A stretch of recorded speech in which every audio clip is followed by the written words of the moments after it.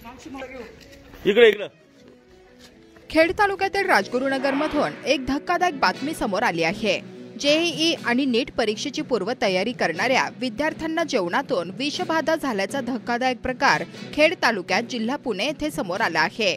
खेड तालुक्याच्या कडूस येथील दक्षणा फाउंडेशनमध्ये हा धक्कादायक प्रकार घडला असून अनेक विद्यार्थ्यांना उपचारासाठी रुग्णालयात दाखल करण्यात आले आहे।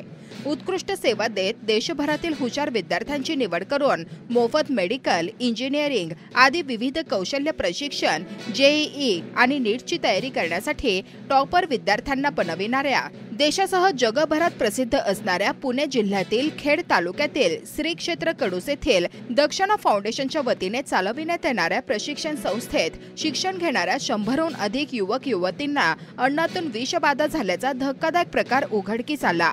शुक्रवारी 19 एप्रिल 2024 रोजी रात्रीचे जेवण सायंकाळी 7च्या दरम्यान केल्यानंतर रात्री 12 वाजण्याच्या दरम्यान काही विद्यार्थ्यांना मळमळ उलट्या झाल्या। मात्र विद्यार्थ्यांनी प्रशासनाला याची त्वरित माहिती न दिल्याने रात्रभर विविध विद्यार्थ्यांनी उलट्या केल्यानंतर सकाळी या बाधित 20 विद्यार्थ्यांना कडूस येथे प्राथमिक आरोग्य केंद्रात उपचारासाठी सकाळी 8च्या दरम्यान दाखल करण्यात आले। त्यानंतर याची माहिती वरिष्ठांना कळविण्यात आली।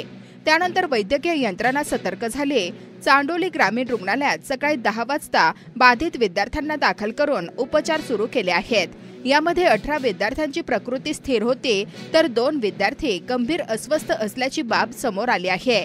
दुपारी 3 वाजेपर्यंत 45 विद्यार्थी उपचारासाठी दाखल झाल्यानंतर एका विद्यार्थ्याला दुपारी 1 वाजता दाखल केल्यानंतर ऑक्सिजन देण्यात येऊनही उपचाराला प्रतिसाद मिळत नसल्यामुळे त्वरित रुग्णवाहिकेतून पिंपरी येथील YCM मध्ये दाखल करण्यात आले। तालुका वैद्यकीय अधिकारी डॉक्टर इंदिरा पारखे यांनी याची गंभीर दखल घेत जवळच्या प्राथमिक आरोग्य केंद्रातील वैद्यकीय डॉक्टर आणि आरोग्य कर्मचाऱ्यांना अलर्ट केले आहे। दक्षणा फाउंडेशनमध्ये 400 मुले आणि 200 मुली शिक्षण घेत आहेत।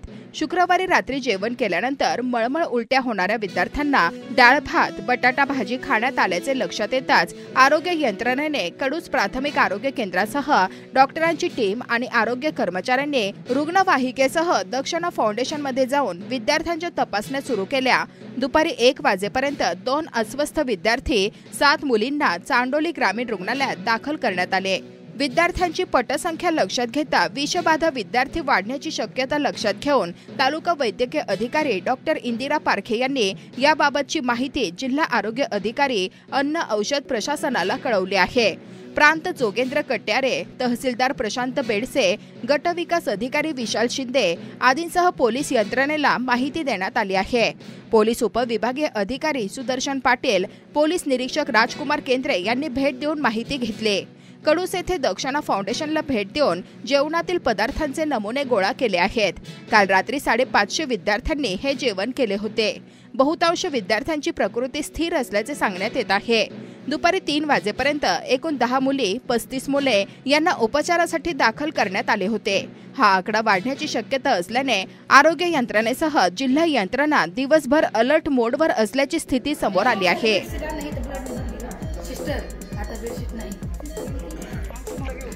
इकडे इकडे